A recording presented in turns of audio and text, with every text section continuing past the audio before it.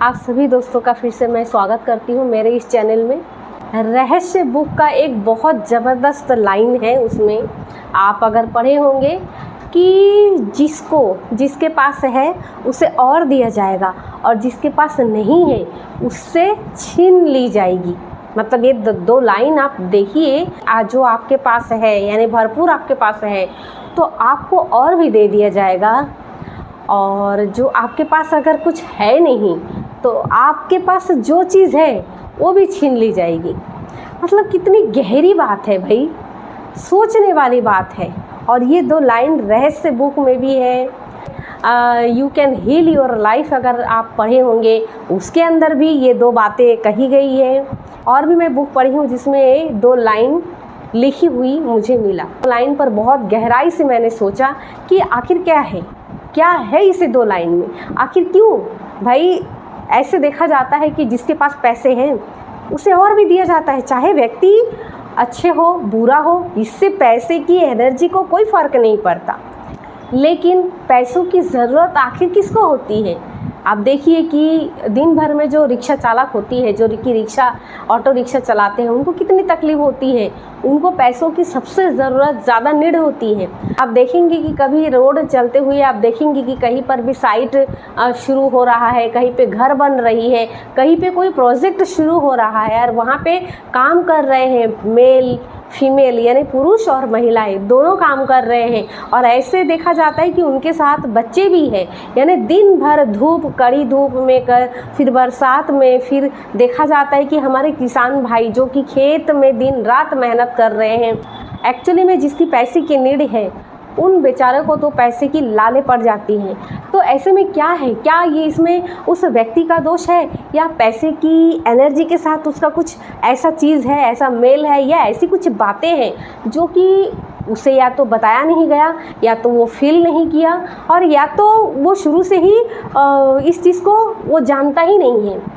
ऐसा क्यों होता है कि जिसके पास पैसे है यानी जो अमीर है वो बहुत अमीर हो रहे हैं और जो गरीब है वो और गरीब होती जा रही हैं। आखिर ऐसा क्यों है, तो मैं आपको समझाने के लिए बहुत ही आसान भाषा में मैं आपको समझाती हूँ कि देखिए, आप सोचिए कि जितनी झील है, जितनी तालाब है ना, जितने झीलें हैं, जितने नदियाँ हैं, उस नदियों का पानी कहाँ जाकर मिलते हैं, सागरों में जाकर मिलते हैं। आप सोचिए कि समुद्र को पानी की ज़रूरत है क्या, नहीं है भाई। उसके अंदर तो इतनी अथाह पानी है, समुद्र के पास ऑलरेडी अथाह पानी है, इतने पानी भरमार है उसके पास, उसे ज़रूरत नहीं है। लेकिन झीलों झरने का पानी जाकर नदियों में मिलती है, और हर नदी के बहने से जो पानी बहता है वो पानी कहाँ जाकर मिल रहा है, सागर में जाकर मिल रहा है, समुद्र में जाकर मिल रहा है। ये पैसे के साथ होता है। जिसके पास पैसा है उसे मन से यानी उसकी अंतरात्मा से, उसकी जो सेल्फ है ना, जो हमारे अंदर जो अंतरात्मा है, जैसे कि आप 1 करोड़ कमा लोगे अगले 6 महीने में, तो एक तुरंत आपका मन एक सवाल करेगा, कैसे कमाएगा तू, तेरे पास तो है नहीं, अभी तेरा ये हाल है, अभी तू ये इतना बड़ा सपना देख रहा है जो कि पॉसिबल ही नहीं है। भले आप ऊपर में बोलोगे, यानी अगर आप मोटिवेशन हॉल में हो, आप कोई भी वीडियो देख रहे हो, ऐसे कोई मोटिवेशन आप बुक पढ़ रहे हो, तो 1 सेकंड के लिए आपको माइंड क्या लगेगा, हाँ मैं तो अभी 6 महीने के अंदर मैं करोड़ रुपए कमाऊंगा। लेकिन एक मन है आपके अंदर, वो प्रश्न करेगा कैसे। और वो जो कैसे है ना, वो है हमारी मन की क्रिटिक, वो जाने ही नहीं देती है सबकॉन्शियस माइंड तक, यानी अनकॉन्शियस तक वो बात जाने नहीं देती है। वो सवाल खड़ा करती है, तरह तरह के सवाल खड़ा करते हैं। और अगर आप उस समय उस मन को समझा पाए तो आपकी बातें कामयाबी हो सकती है, आपकी बातें सच हो सकती हैं।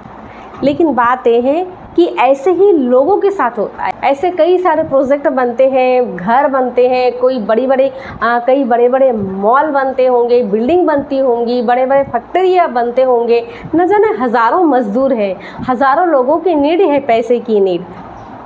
लेकिन कहते हैं कि उसके पास है नहीं, और उसके पास है नहीं करके जो मन में एक एनर्जी है ना कि मेरे पास तो है ही नहीं, मेरे पास नहीं है, मेरे पास कमी है, वो जो कमी है ना वो उसे और कमी की तरफ उसकी एनर्जी जो है वो अपने उस कमीपन को वो अट्रैक्ट करती है, उस कमीपन को वो अट्रैक्ट करती है और उसे हमेशा कमी ही उसके लाइफ में रहती है। लेकिन यहाँ अपोजिट ये होता है कि जिसके पास पैसे होते हैं वो पैसे की इज्जत करना भी जानते हैं, और उसके अंदर एक पॉजिटिविटी होती है पैसों को लेकर के, उसके अंदर एक अलग ही एनर्जी होती है।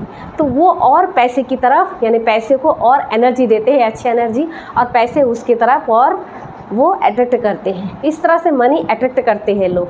हम ही हैं जो हमारे मन की एनर्जी से हम पैसे की एनर्जी के साथ मैच करते हैं, तभी हमारे पास वो चीज़ें आती हैं। तो आपको अभी सतर्क रहना है। सतर्क क्या रहना है? सॉल्यूशन ही यही है कि जब भी पैसे के बारे में आप सोचे होंगे, मतलब कि बचपन से आपने न जाने कितने सारे आपके माइंड में ऐसे बात आपके माइंड में बैठ गए होंगे पैसों को लेकर के। कहीं आपकी दादी, आपकी नानी, घर में जो बड़े लोग हैं, जो पहले के लोग हैं, यानी ऐसे ऐसे कहानी आप सुने होंगे कि पैसे पेड़ पे नहीं उगते हैं, पैसों सब चीज़ों की जड़ होती है, या जिसके पास पैसा होता है वो ख़राब होती है, अमीरी अच्छी नहीं होती है, पैसे आ जाने पर लोग बिगड़ जाते हैं। ऐसी बात आप सुन कर बड़े हो जाएंगे तो आपके माइंड में उसकी नेगेटिविटी यानी पैसे के विरुद्ध, पैसों के अपोजिट जो रिएक्शन है या जो एनर्जी है, वो एनर्जी आपके अंदर यहाँ पर फिट हो चुकी है ना। अब आपको उस फिट की हुई एनर्जी को कही है जो बचपन से आपने सुना होगा, है ना। अब आप बड़े हो गए हैं, अभी आपकी शादी हो गई है या नहीं भी हुई है, तो आपके लाइफ के सर्वाइव करने के लिए, आपके ख्वाहिश पूरी करने के लिए बहुत सारे ऐसे चीज़ें हैं जो आपको करना है, आपको ख़रीदना है ना। आपकी फैमिली के लिए काम करना है, उनकी खुशियों के लिए बहुत सारी चीज़ें खरीदनी है। तो आज ज़रूरतें बढ़ गई हैं, लेकिन हमारे अंदर एक ही मन है जो कि अनकन्फ्लिक्ट में जी रहा है। एक कहता है कि हाँ मुझे पैसे चाहिए, और दूसरा कहता है कि कैसे चाहिए, नहीं चाहिए, है ना, पैसा बुरा है। तो ये दोनों में लड़ाइयाँ होती है। तो जब तक इस दोनों को हम एनर्जी को, हम दोनों को बैठा करके दोनों को आपस में मिलाएंगे नहीं, दोनों को आपस में कनेक्शन नहीं जोड़ेंगे, तब तक ये अनकन्फ्लिक्ट में जो लड़ाइयाँ हैं, अंदर में जो लड़ाइयाँ हैं ना हमारे अंदर माइंड में, ब्रेन में, वो हमेशा चलती रहेगी। और आपको पता ही है कि हमारी ब्रेन में 86 बिलियन न्यूरॉन्स होती है, और हर एक न्यूरॉन आपकी बातें सुन रहा है। हर इन्फॉर्मेशन को हमारी वैगस नर्व के पास जाता है, वहाँ से गट के पास जाता है, हमारी हार्ट में इमोशन बसती है, हमारे हार्ट के पास जाता है, यहाँ से परमिशन मिलती है, फिर हमारी हार्ट परमिशन देते हैं, और हर इन्फॉर्मेशन को हमारी बॉडी रिसीव कर रही है, और उसी के अकॉर्डिंग यानी उसी के हिसाब से जो भी आप डिसीज़न ले रहे हो, या जो भी आप फील कर रहे हो, जो भी आप एक्सपीरियंस कर रहे हो, जो भी आप अनुभव कर रहे हो, उसी से ही हमारी बॉडी रिस्पॉन्ड कर रही है ना। इसे जनरलाइज बिलीफ भी कह सकते हैं, इसे ट्रांसडक्शन भी कहा जाता है। लेकिन फिजियोलॉजी में भी लोग एनएलपी में बहुत सारे ये सिखाते हैं कि हमारा गेस्चर कैसा है, हमारा पोस्चर कैसे है, हमें कैसे चलना है, हमें हाथ कैसे रखनी है, खड़े कैसे होना है। ये तो अलग बात हो गई कि हमें पब्लिक स्पीकिंग में कैसे करना है। भाई यहाँ पे पब्लिक स्पीकिंग की बात मैं नहीं कर रही हूँ, यहाँ पर मैं वो बात कर रही हूँ कि कोई भी अगर नेगेटिव थॉट या कोई भी चीज़ अगर आप सोचते हो, अगर एंजाइटी है, अगर फोबिया है, अगर आपके अंदर इलनेस है, और आपके अंदर अगर प्रोकास्टिनेशन है, तो होगा क्या, हमारे बॉडी भी उसी एक्सपीरियंस को रिसीव कर रही है, और हमेशा उसी को उसके जैसे ही दिखाने की कोशिश कर रहे हैं, क्योंकि हमेशा हमारे बॉडी हमारी भावनाओं को हमारे बॉडी रीड कर रही है, पढ़ रही है, सुन रहा है, और सुनकर वो एक्शन भी, सुनकर वो रिएक्ट भी करती है ना।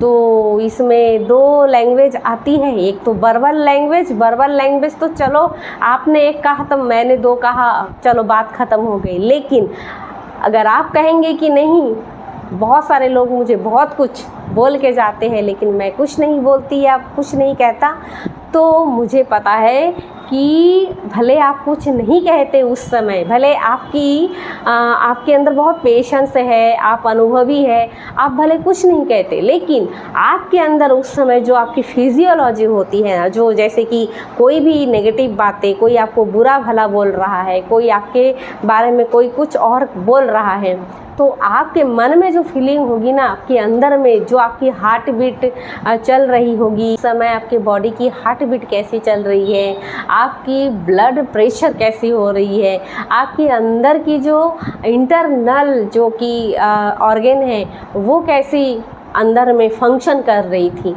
उसमें असर पड़ता है। फिजियोलॉजी में कैसे खड़े होना है ये अलग बात है, लेकिन हमारे अंदर की जो ऑर्गन है वो कैसे उस समय एक्शन ले रही है अंदर ही अंदर, तो अंदर ही अंदर वो लड़ते हैं, अंदर ही अंदर आप उसको दबा रहे हो। तो इसलिए कहा गया है कि जिसके पास जितना है उसे और दे दिया जाएगा, और जिसके पास नहीं है उससे छीन लिया जाएगा।